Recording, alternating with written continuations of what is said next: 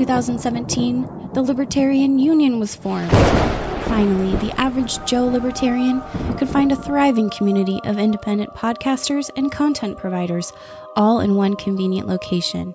At Libertarian Union, we'll always have the latest news, interviews, discussions, and even movie reviews. With hundreds of episodes and more added all the time, you'll always find something fresh at libertarianunion.com.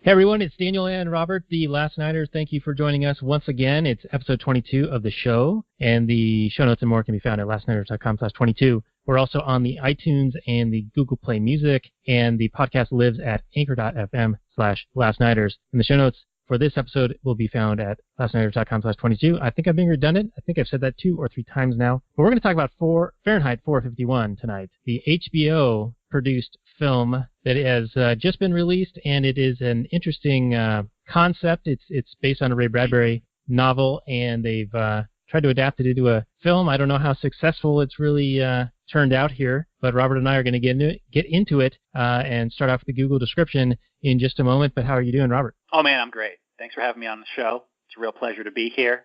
I look forward to having an interesting discussion with you, sir, as we discuss this movie, film, show, entertainment. All right. Well, thank you for being a friend and for being my guest tonight as a co-host, like you are on every show. So I appreciate you. And also some news. The Last Nighters is part of a group of podcasters called the Libertarian Union, and a guy that we respect and follow. His show. He's Tom Woods, and he does the Tom Woods Show. He did a tweet today of our Libertarian Union group, and so we were able to get a little bit of publicity for that, so you can look for that at libertarianunion.com. We are very happy to be a part of that, and recommend if you want to find other shows that are about such topics as music, libertarianism, legal theory, and more, do check that out at libertarianunion.com. Please do. It's a great site, great repository for all sorts of fantastic entertainment / edutainment.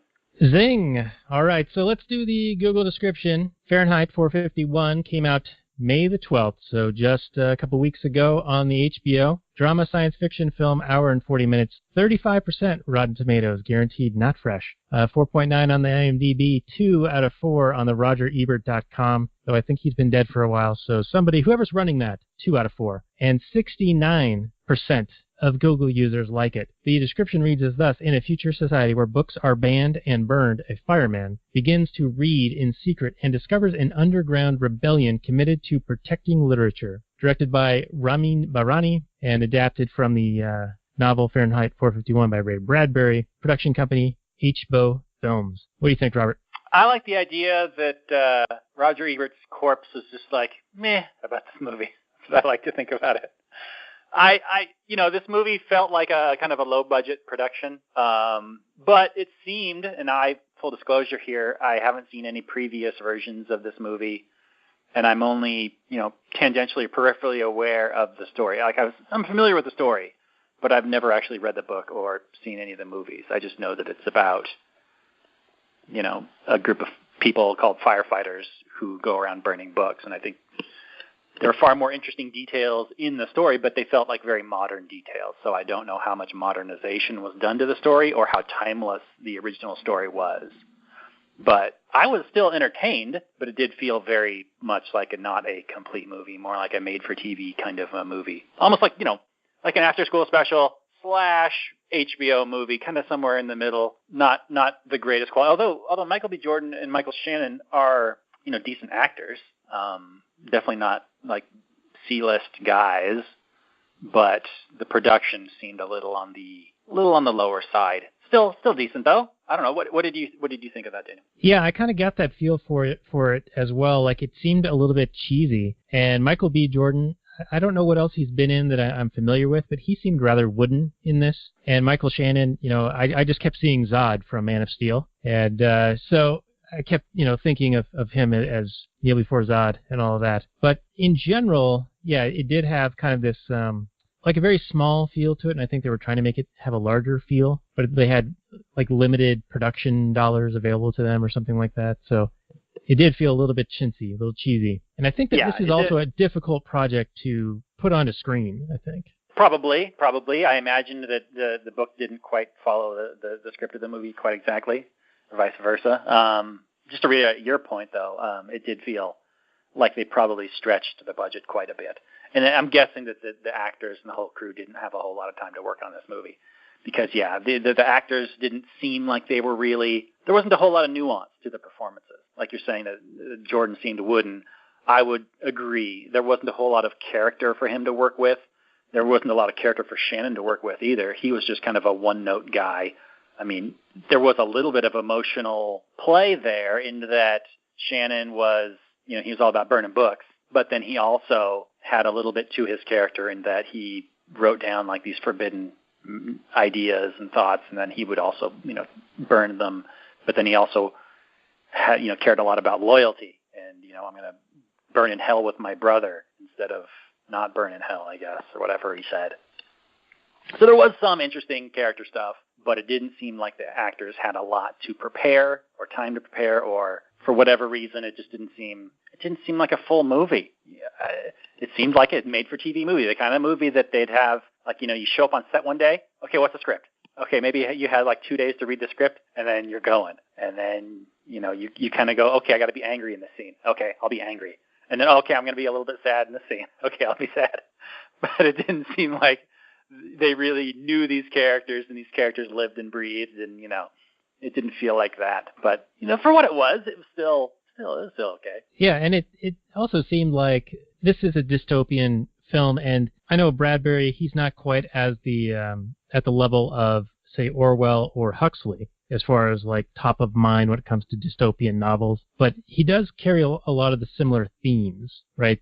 The calling something other than what it is, and then eventually that becomes the thing that it's known for. The example being firemen, and the big deal in this is that the real history of firemen was they were putting out fires, but now they all believe that they're the ones going out using fire to destroy things that are going to subvert their uniform culture. Which just leads me to ask the question, who does put out fires in this world?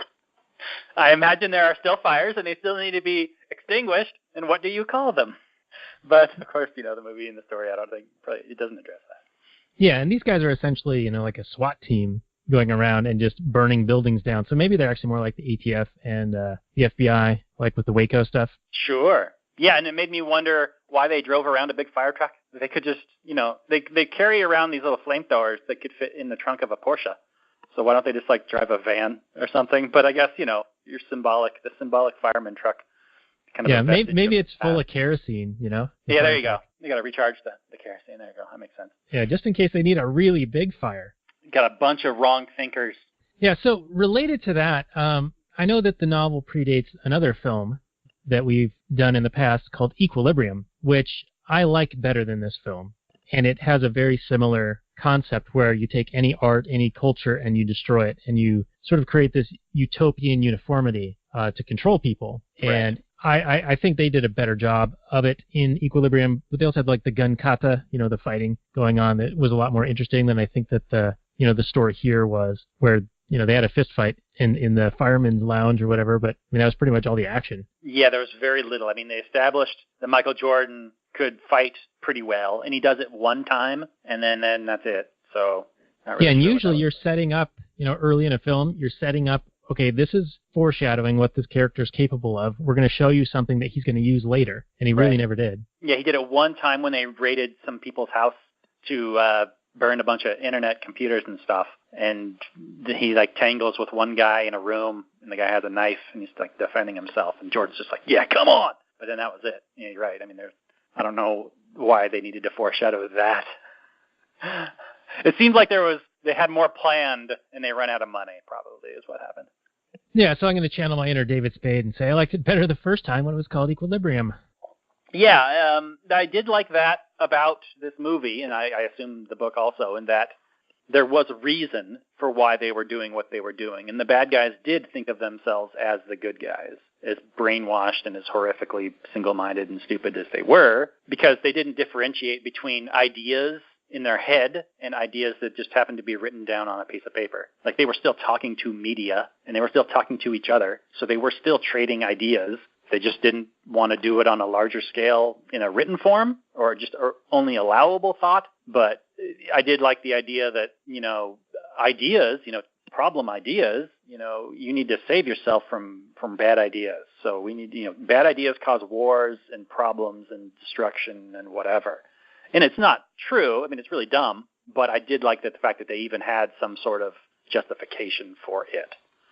Right, and they were lauded. They were lauded as heroes, and even the news media was like, "Our firemen will defend our democracy." Yeah, and make everything safe. Like, it was all about making things safe and palatable to the various interest groups, like the quote unquote victim classes who were offended by something over here, so that got banned, and then this group over here got offended by something, so now that gets banned, and you just keep going around in this vicious cycle of eventually everything's going to upset somebody. So right. Everything gets banned. Yeah, if you're constantly banning things that you find offensive, then you're right. I mean, there's no end to things that people can find offensive. Because you can be offended by the truth, you can be offended by lies, you can be offended by the natural world.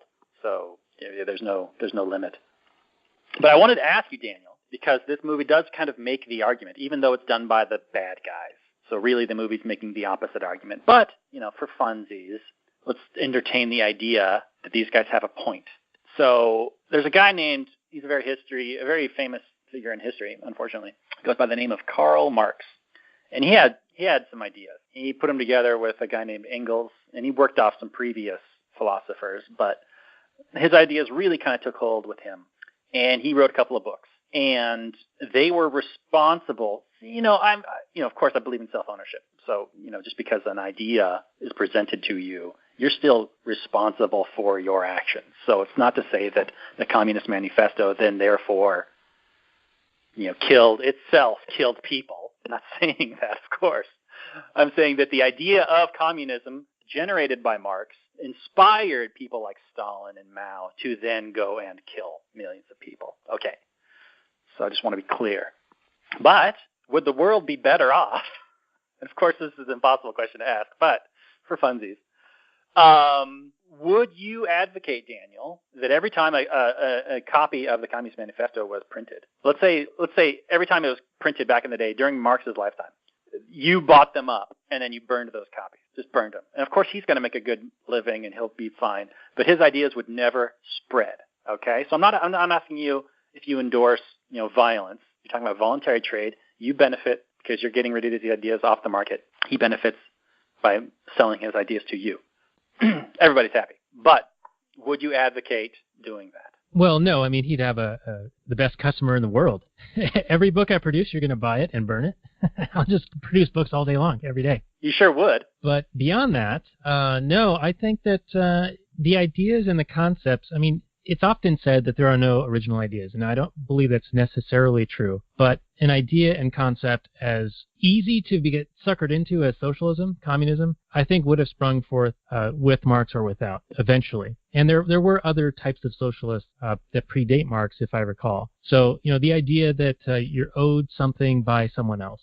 The idea that everyone should be forced into altruism. The idea that we should all provide for each other, but be compelled to do so. I don't think that those are necessarily like far-reaching ideas that wouldn't have been discovered by someone else, So I think it would have been ineffective, to say the least, and I wouldn't advocate it for it. I think that the best solution for something like that is to inoculate and to debunk, take on the arguments, take on the ideas, and show where they're wrong and why they're wrong. And I'd rather, advocate for that, obviously. Okay, so you think the bad guys in this movie are just completely wrong. You think that any kind of censorship is just a fool's errand. Is that correct? Well, that feels like a trap-type question, but yeah, we'll run with that, sure. Yeah, I think that any idea should be able to see the light of day and be considered. I mean, certainly things are offensive, and that's one of the points that Bradbury's making here, is that eventually you get your own enslavement, right? It's the people clamoring for safe spaces, right? They want to be protected and be safe and happy, and so all of these ideas that upset them and anger them are abolished and destroyed. And I think one of the comments in the film was that they went from nearly 8,000 languages in the world down to, 8? Something like that. And that reminds me of the move to go to a world language of Esperanto. And I think Bradbury's commentary and some of his quotes related is that if you can't use language and you can't write, then you can't think. And so then it's easier to be controlled. And I know that he wrote this like around the time of McCarthyism and also the concepts of consumerism being a bad thing, like the Galbraithian advertisers gonna compel you to buy something against your will because they have brainwashing techniques or something like that. So where am I running with this? I think that he's basically saying that the consumer, the masses, clamoring for safety for themselves are going to end up enslaving everyone. I think that's kind of his argument here. Sounds like a fairly modern point he's making. I mean, it seems like something that was just as true then as it is now. Oh, even more so. I have a quote. I mean, he died about, 5-6 years ago, and I don't know when this quote is from, but he says, I foresaw political correctness 43 years ago, whereas back then I wrote about the tyranny of the majority. Today, I combine that with the tyranny of the minorities. These days, you have to be careful of both. They both want to control you. And I say both, bunches. Whether you're a majority or minority, bug off. To hell with anybody who wants to tell me what to write. Their society breaks down into subsections of minorities who then, in effect, burn books by banning them. All this political correctness that's rampant on campuses is BS. You can't fool around with the dangerous notion of telling a university what to teach and what not to. And the irony of his novel, Fahrenheit 451, was that it was banned in several schools and other areas. I think for two different reasons. One was because there was taking the Lord's name in vain, or the burning of the Bible. That was a problem. And then all the swear words. And there was actually a second version of the book that was highly edited, that was the censored version and was supposedly safe for schools. And then after that became the only one that was being published. And people started to compare like the old version to the new version. They were like, wait, what's going on here? Why can't I find the one with all the hells and the dams in it? The hells and the dams. I do got to say that I did catch the vapors several times while watching this movie. I almost fainted multiple times. I'm very sensitive when it comes to bad words, Daniel. So you have to watch yourself with me. So I'm glad they got this evil book, protected themselves in the little safe spaces from these evil words. Yeah, but that was a very good question. It was a very good question. Now I have a couple of questions for you. Uh-oh. So the opening of the film, and I know we're already 20 minutes into the episode here, is a Kafka quote. It is often better to be in chains than to be free. And then it morphs into another quote from the Bill of Rights. This doesn't sound familiar to me, but it says the Bill of Rights, quote, it is better to be happy than free. What do you think of both of these quotes? Well, you're asking, an anarcho-capitalist, a hardcore libertarian, a self-ownership psychopath. So I'm absolutely on board. I mean, I think that there is some kind of joy you can get in servitude. There is joy you can get in servitude but I think there's a lot of people that confuse the idea of serving your fellow man, because capitalism is all about serving your fellow man, done freely. But, a communist will come along and say, well, you're clearly not free because you're being coerced into serving somebody. This is slavery. And the point of clarification is freely, you mean of their own will, not that without money. Yes, of your own will. Now I've been derailed, and I don't know what I was talking about. Damn it, Daniel. It's better to be happy than to be free. It is often better to be in chains than to be free. So some people are satisfied with chains. Yeah, there's a certain safety in chains. There's absolutely a certain safety in the idea that somebody will look out for you. I mean, there's that famous quote, I think, Franklin? Those who trade liberty for safety deserve neither, something like that. I totally butchered that. Don't worry about it. But yeah, there's a certain, you feel like you're in the fetal position and someone's just taking care of you and you don't have to worry about things. There's a certain sort of happiness in that. Something's being taken care of for you. There's definitely some kind of comfort in that, because freedom can be scary. Oh no, what am I going to do? I don't have food to eat. I got to figure something out. Oh no, I've got to make a friend. I've got to make connections. I've got to provide value to somebody in order to make a living. Oh no, there isn't just some daddy or mommy to give me a handout. Oh no, that's kind of scary, but it's also, it's also invigorating. It's what life is all about. It's truly living. You're not just some child that is looking for a handout because you need somebody to take care of you and wipe your dites. You are an adult, live human being who is taking on the world, who is confident in their own abilities and their own mind to not only take care of yourself, but take care of others and provide value and I've run out of ideas. Okay, but you know what I'm saying. I'm sure but you probably have points of motion. I mean, do I agree with those quotes? No. I'll take freedom every time. But I know that the majority of people who, if we're going to be honest about this, so like 90-some% of the planet lean socialist, have some socialist ideas, some socialist leanings, even people who claim to be, like classic liberals or conservatives, they still believe in some sort of socialism. So the ones that don't are very, very radical, very few in number. And we're in the super minority, but, we're used to it. Individuals are the ultimate minority. So I want to hear your take on it, though, Daniel. Well, I liked a lot about what you said, and I have a few things to jump off of. But I, too, strongly disagree with both of these quotes, and though many people may prefer it, and unfortunately, as they prefer it, they enslave themselves and the rest of us. Because when they desire these chains rather than being free, it's not just for themselves, it's for everyone. And they end up shooting themselves in the foot because it's the ones who aren't afraid of being free, or that's not even the right way to say it. Like, I'm sure that those who are facing the how I'm going to do this, you have to almost overcome this fear and adversity to be able to create. But it's really just a small percentage of people who actually need to be entrepreneurial and take on the that route of discovery and progress that everyone else benefits from. Being an entrepreneur isn't for everybody. And it doesn't take everybody to be one to get a better standard of living. But when the masses can enslave themselves and the minority, then they end up preventing the minority who would have gone out and done something productive,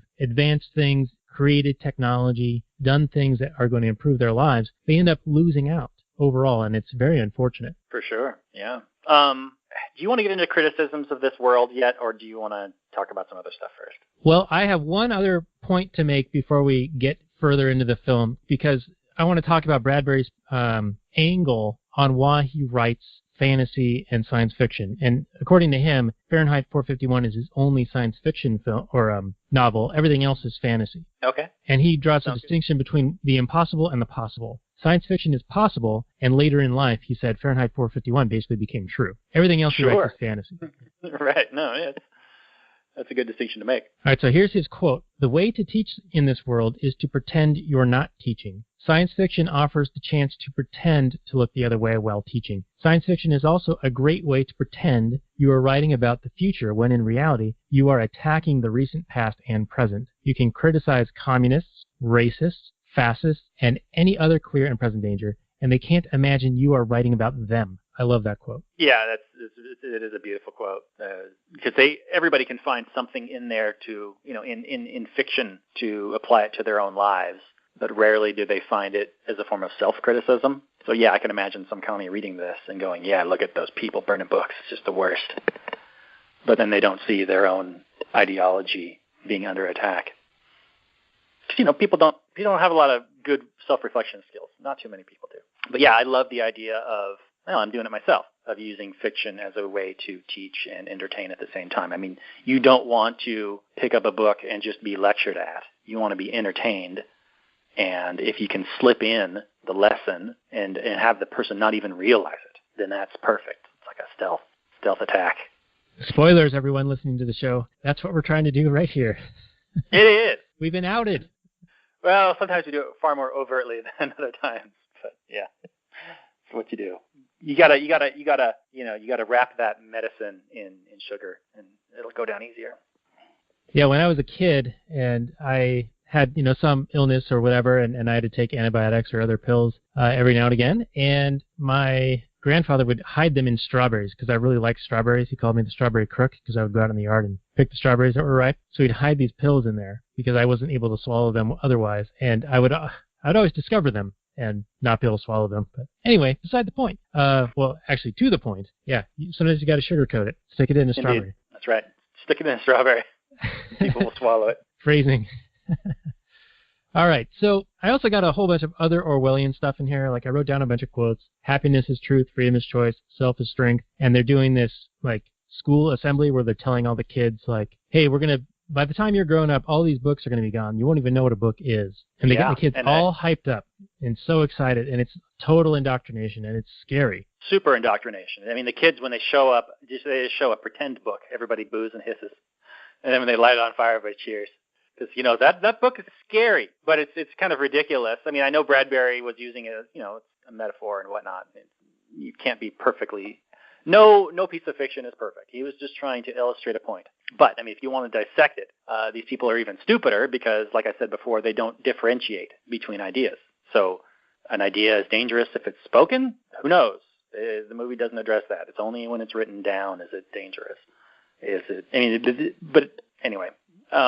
I want to address this one criticism that I don't think it's not a fair criticism because, like we said, this book is about, and the movie is about, trying to teach and it's trying to make a point. But for funsies, I like to dissect movies based on economics from time to time.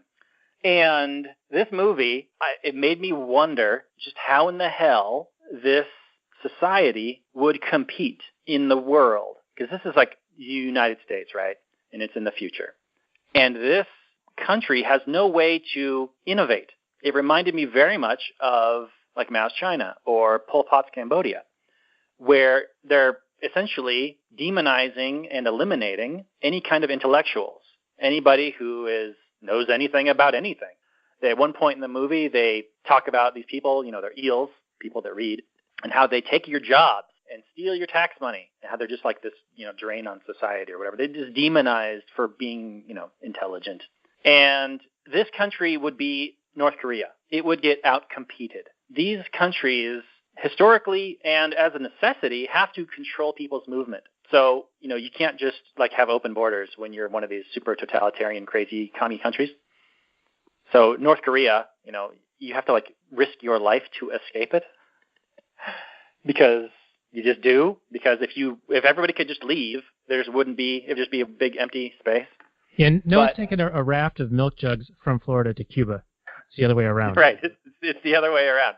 But so to illustrate this point, to say that the countries that are horrifically oppressive in thought and in freedom, which is essentially the same thing, they just can't compete because you wouldn't be able to innovate. Now, you might be able to get along for a while in the technology you do have, but in most communist countries and other places like this that are super restrictive on ideas, you just fail. So currently, in the most recent figures for North Korea and South Korea, two essentially identical countries. And North Korea is about the same size as South Korea. Maybe South Korea is a little bit bigger, but not by much.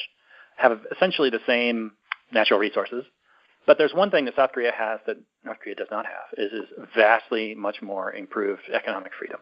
Vastly. They don't necessarily censor ideas horrifically, and you can have a business in South Korea. And South Korea produces cars, electronics, all sorts of things. And the 2013, South Korea had, and I know GDP is a house of cards, it's a made-up number on top of, built on more other made-up numbers, but still, they can't be that far off when you're comparing two different countries on the same bullshit metric. But South Korea has 36 times the GDP of North Korea. 36 times. The numbers were something like North Korea had like 33 billion and South Korea was like 1.2 trillion. It's not even close. Economic freedom is, so yeah, I mean, it would have to be a totalitarian country that super controls its people and super propagandizes its people like they do in the movie, but you wouldn't be able to have like a porous like Canadian border or a Mexican border because people would just be like rats in a sinking ship. Because when you are super suddenly oppressed in your own country, people can leave. People can get up and move, and they will go to places where there are lands of opportunity. Once upon a time, the United States was a land of opportunity. It still is, relatively. But people came here in droves for the economic opportunity and the relative freedom that this land provided relative to their homelands. And that would occur in the future in a world like this. And it's not addressed in the book, in the movie, but I just thought it would be fun to point out for the show that, these places and these dystopian futures are possible, and they exist actually in places here, like in modern campus life. But, I don't think that these situations are tenable per se in the real world. But this movie does serve as an excellent, teaching point. It makes an excellent point, but it's not necessarily a realistic point. I'll finish my rant with there. Yeah, I think I'm picking up what you're putting down, and essentially this is similar to the B movie where Jerry Seinfeld's character got what he wanted and it ended up being disaster. This movie, Fahrenheit 451, is similar to if the SJW types who are on the campuses trying to shout down speech and inhibit ideas get their way. Yeah. This is the continuation of that. Yeah, and even as it's explicitly said in the movie, right? They said, they found such and such book offensive, so we burned it. Then the feminists found this book offensive. He actually says the word feminists. So I thought it seemed like this movie was throwing shade at the current, SJW / campus culture, which I truly did enjoy. Yeah. And I wanted to ask you, the 9, they kept talking about that. Was that the black market internet they kept referring to? Could be. I wasn't exactly sure. They threw a bunch of terms at you, and they didn't quite explain them all. I mean, you get the idea of what an eel was, but you didn't know exactly, I suppose. An eel was just any kind of, it was almost an allegory for also immigrants, I guess, because, it was like you're taking your jobs.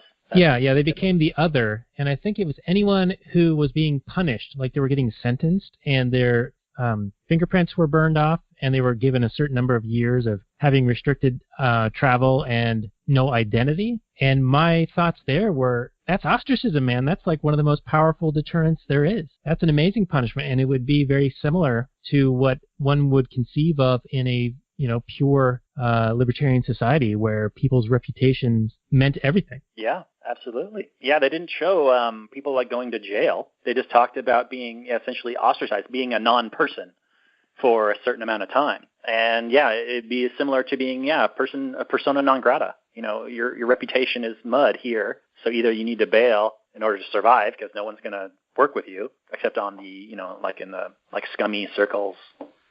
You can only get a job in Congress or something, just real garbage people. Or, toe the line and be a good citizen. And we've talked about this in the past with the Sesame credit thing and, in a free market, in a true voluntary society where, people aren't coerced or violently attacked. This would be one of the more marketable solutions for punishment in terms of, people that do things that are not appreciated.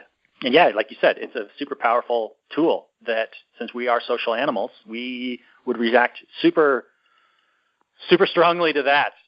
I mean, what would you do? All of a sudden, you couldn't shop at the local supermarket. All of a sudden, you wouldn't be able to associate with certain people anymore. You wouldn't have certain friends. You'd be stuck in this kind of underground world that you may not particularly enjoy. Yeah, and I think there's some level of that. I mean, it's like Yelp for the individual. And you already get that in some respects with ratings on Airbnb as a guest or as a host. You can get rated. Also as an Uber driver or Uber passenger. So there's feedback based on your behavior, right? Boo, Uber. Boo.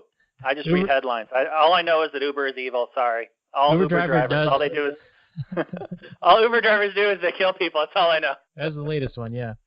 But we're starting to see that kind of a thing spring forth in the market. So you get a reputation that precedes you, and people decide whether they want to pick you up in their car, or if they want to ride in your car, or if they want to rent you their place, or et cetera, and on down the line. And you're right, it's very it's a fine line between a voluntary, market, spontaneous produced method of that versus a top-down control method of that comes from like the Chinese government with Sesame credit. Right. I actually saw a headline the other day that I want to say some number of millions of airline or train tickets have been denied in China based on the low ratings of Sesame credit. Millions of people have been prevented from travel as a result. Wow. And I thought that they were just voluntarily doing it right now, and that they were going to make it mandatory later. But have they already made it mandatory? I don't know. Yeah, I'd have to read beyond the headlines, and that's one of Bradbury's other criticisms is everyone just reads headlines these days. Well, to be fair, and in my defense, a lot of the articles are written by really dumb people, usually kind of like tardy lefty people. and it's just painful kind of to read a lot of times. I mean, some articles are fairly fair, but more and more it seems like tabloid journalism. So I usually just do sometimes read the headlines, but I just assume that the headline is some kind of spin propaganda thing or some kind of ridiculous take on the actual story. That's usually my default. Because who has the time? Who has the time to read all these articles?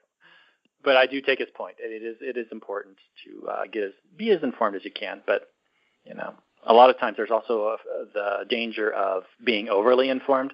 And I mean by that, you spend way too much time just being informed about whatever and kind of like not cleaning your room and, kind of letting your own stuff fall away. And really, when they're spending a lot of time worrying about stuff that you can't affect, you can kind of fall into that trap. And I think I did that a fair amount when I was back listening to a lot of like Alex Jones and stuff like that. You can really get into the trap of kind of like pessimism porn where you are just kind of worried about the next thing or that sort of thing, and then less about, getting your own house in order. Right, and then everything in the news is a sign of something, right? Sure. So everything is a reason to be concerned and be worried, and that would fall you back into this wanting to seek safety. Right. Yeah. And, the point of the movie here is, in the novel, I believe, is that the people demanded that the world become like this. And I think that the moral is, be careful what you wish for. Yeah, I would agree with that, for sure. The movie doesn't specifically make the argument that, the tyranny of the majority, but I think you can suss out that lesson from it. Because if, who else would it be but the majority that is clamoring for this? Now, currently today, I would say that the loony left has a disproportionate voice in America, but they are still outnumbered by rational people, or at least, fairly rational people. So I don't know if they're necessarily the biggest voting bloc, but they do have a lot of influence, and they are increasingly, taking up spots in the media, as this show has demonstrated with various themes in movies and TV, and all you have to do is go to a website, and chances are you're reading some lefty whine about something. And the problem is, like you just said, that these people tend to see government as a good thing and to beg and ask and plead the government, as we have noticed from, say, just most recently, just off the top of my head, like the David Hogg types, who have a bad thing happen, and they complain and whine to government to solve it for them. And all the government does, the only tool government has in its arsenal is a stick. All they can do is use violence to attack people. But they think that government is some sort of benevolent fairies that can wave a magic wand and make these bad, bang, bang, kill guns go away. And I'm sorry, all you can do is consolidate the weapons. You cannot eliminate them entirely unless it's, I don't even know, like if you got some sort of a super robot with a stick and he goes around and just beats people on the head with a gun and he's bulletproof, maybe. Who knows? But you know what I'm saying. In the real world, the people with the guns would fight back. So all you can do is consolidate them into smaller and smaller groups. And all you can do that is violently. There's a fun story where they have these gun buyback programs. And what you can do, and there's a guy that does this, is he goes and he makes the guns out of like old pipes and just like terrible, just like, for a couple of bucks, he'll go to a scrapyard and buy some like pipes and old rusted pieces of crap.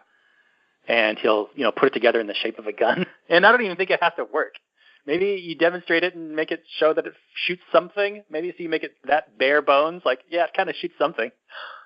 But, he'll make it for like $10, $15, and then he'll go to one of these gun buybacks and get it for like $100 or $200 or whatever they buy back for. That's just the beauty. That's just the beauty of the market, baby. A nice callback, Robert. That was your question to me about the Communist Manifesto with Marx's book, being the ready customer of buying every copy and destroying it. That's exactly what they're doing here. And I'm sure the guy's taking that money and buying a real gun. That's what I would do. Yeah, baby. So did you have any issues with, let's talk about, we got all kinds of interesting things we've mentioned, but let's just talk a little bit about, would you recommend this movie? Would you, because I think the movie, even though if it's not that great, I still think it has a great message, and I would recommend that everybody see it, although it does kind of follow along similar dystopian themes and similar, ideas of what Orwell was trying to say, and maybe Huxley. I don't know. I remember. It's been a while since I read Brave New World. But I mean, was where they learned to love their servitude. Yeah, I mean, everybody's on Soma. Everybody's taking in Brave New World, and everybody has the free love, and they're all having babies together or whatever, and then the babies are taken from them and grown in vats or whatever. It's a nice vision of society, but it's Anyway, would you recommend this film, Daniel? Well, I mean that's a difficult question, and I'm not sure if I'm ready for the end of our discussion, even though we've already been going almost an hour. But I will say you can bring it. You can bring it. Well, I will say that the film is not particularly good. Okay, good. We agree on that. Yeah, the film is kind of garbage, actually, and I feel bad saying that because the material and the concepts that are elicited are very rich, and there's plenty to talk about, and we've only scratched the surface here. And I our show really isn't much more than an hour, so I don't want to. I almost don't want to leave it on the cutting room floor, but I also want to keep us short. Well, let's bullet point quick. If you got some juicy bits, let's hit them hard, and we'll do them. Try and do them quick. All right. So he talks about having the realization that the authors spend a lifetime creating, and it only takes him a moment to destroy it with very little effort. And so that's like this huge disparity in how much work goes into creating something versus destroying something. And even one of the women who was visited by the firemen and had this library of books in her house, she chose to die as a martyr with the books in an effort to shock people into realizing what's happening. And then they dubbed over her voice and made her say something rather innocuous, like calling the firemen cowards, something like that. Right. So I thought that was interesting. The other one I wanted to ask you about was the whole idea of the people memorizing books, most important books, this small group of rebels. And they had this Rain Man type kid who had memorized 13,000 books and can recall them by page and line, and you can test him and everything. And that reminded me of some stories about Murray Rothbard. He could do similar things. He'd have notes in all the margins and everything like that. But one of the books that this small group of people, because he had 13,000. Everyone else in this small group had one book to memorize, and they were referred to by that name. Mm-hmm. One of the books that made the cut, The Little Red Book by Chairman Mao. Was it? Huh. I guess I missed that part. And I did see Marx getting burned as well as Bradbury during the fireman fires. Nice. I saw Harry Potter get burned. That's a dangerous book, You don't want the kids going to Hogwarts.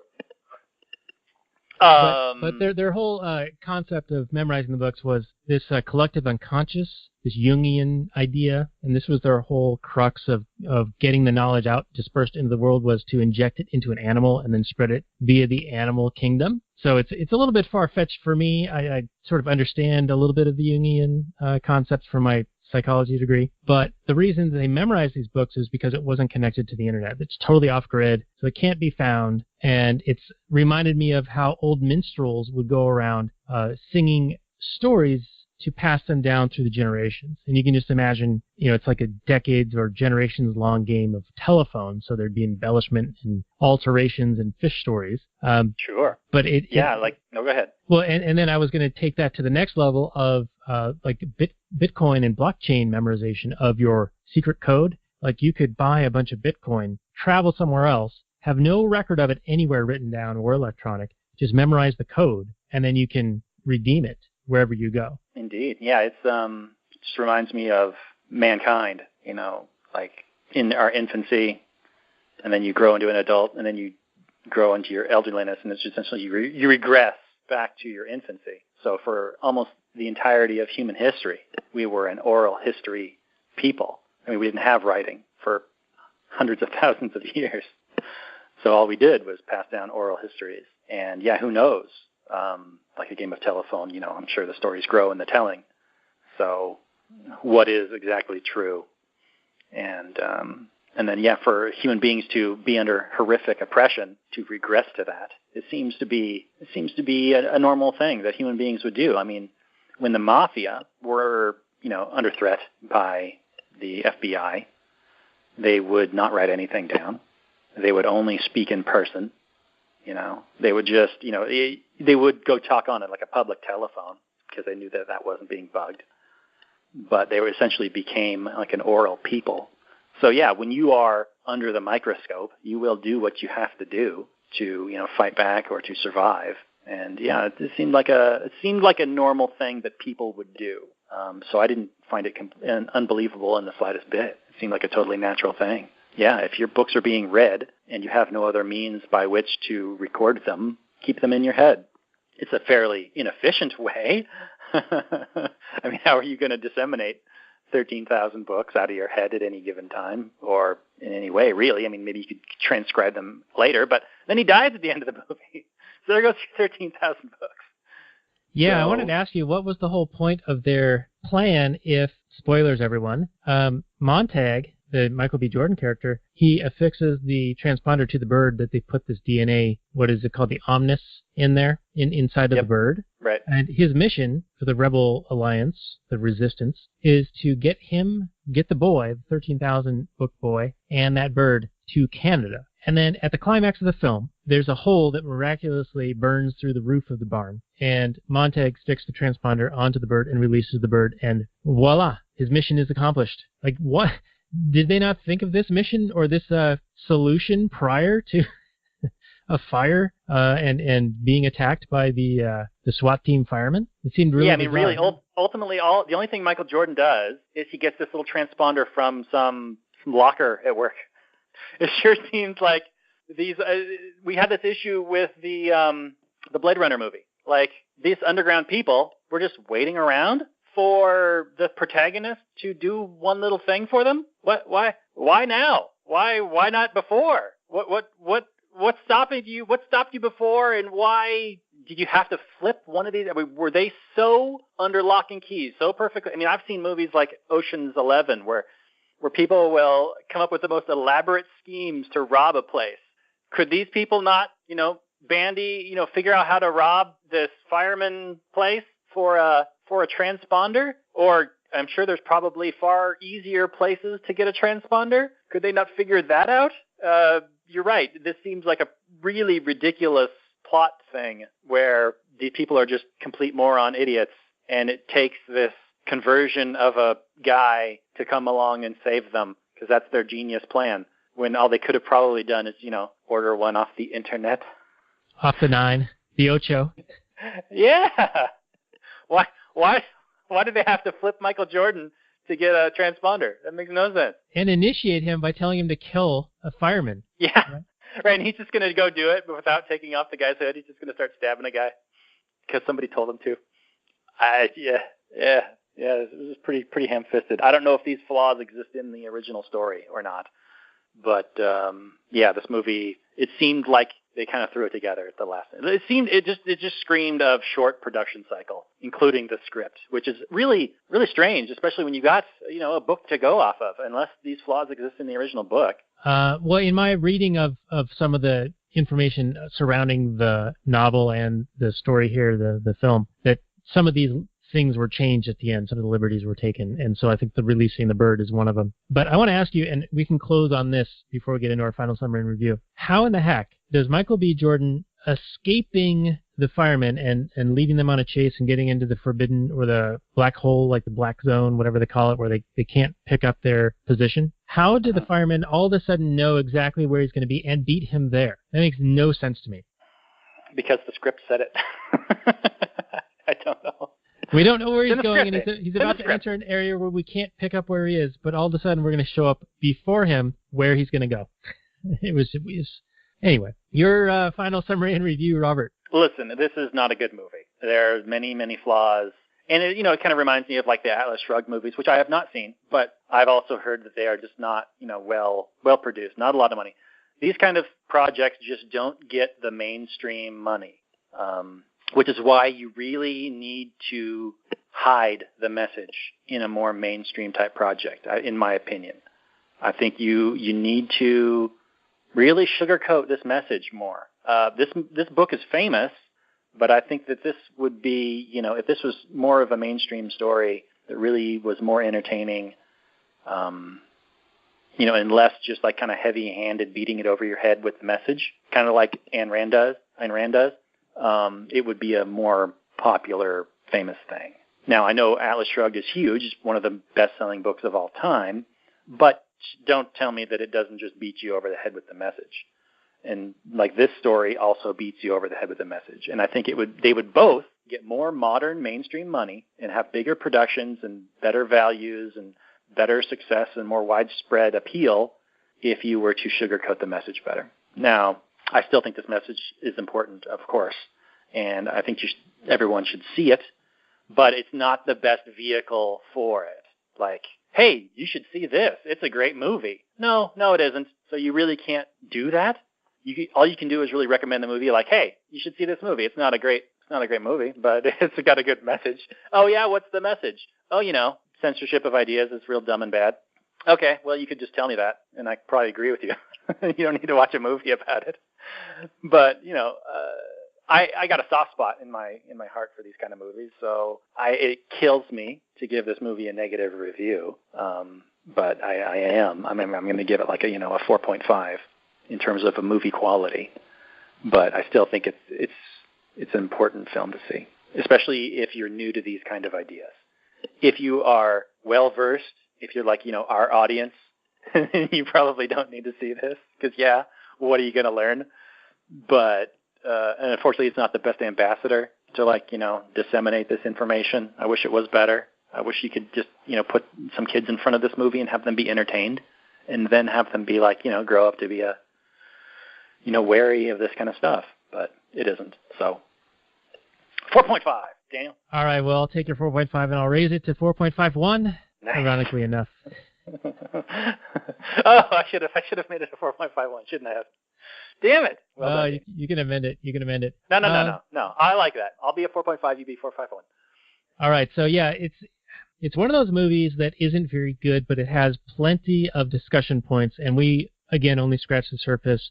I think that we could talk for 2 or 3 more hours about this stuff, especially based on the notes that I have here. But we don't have time for it now. So I will say that the production value, not super good. Michael Shannon, I kept seeing Zod from Man of Steel. Michael B. Jordan wouldn't, and not a whole lot going on there. But the concept is really good, and I'm sure that at some point in my lifetime I would like to read Fahrenheit 451, Bradbury's original novel, and experience that. Because this, I feel, is probably not doing it a justice as far as how good the story might have been. So for that, 4.51. And I too feel bad about that. I had a lot of high hopes for this. Seeing the trailers for this when we were watching Westworld, HBO would play a little trailer beforehand, and you'd see 30 seconds or a minute of this movie. They picked the 48 seconds, the best 48 seconds of this movie to show you. The only good 48 seconds.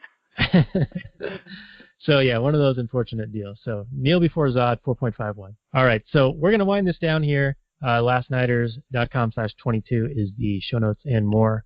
And we are going to do next, the 50th anniversary has come up of the original Planet of the Apes. But there are 9 Planet of the Apes films, and so I think we're going to do sort of just an overall Planet of the Apes like franchise, like the property, and I use that word very loosely, as our next episode. So we're going to talk about, I think, focusing sort of on the 1968 original and the most recent war for the Planet of the Apes. I think that's what it's called, right? The most current one? Yep. That is it. So that'll be episode 23 of the show, so do check that out. And we might have a Boys Night Out related to that in the following weeks. So look forward for that, or to that. And, yeah, baby. Also check out the libertarianunion.com. And that's pretty much all we have to say. I mean, we've been going over an hour here, so thanks for sticking with us. And do give us those likes, subscribes, shares, etc. If you are on the anchor.fm, do send us a message. You can do that very easily. You can send a message up to a minute long and send us any comments or questions, and we will attempt to incorporate them into the show and answer them. And who knows what will happen? It might be exciting. So do try that out. Absolutely. Yeah, we encourage audience feedback. That'd be fantastic. We really do love to get your feedback and respond to it. So if you're out there and you got a point you want to make, you got a question you want to ask, man, hit us up. All right. Well, thank you for joining us for this episode of the Last Nighters, lastnighters.com/22. Thank you very much, and good night from last night.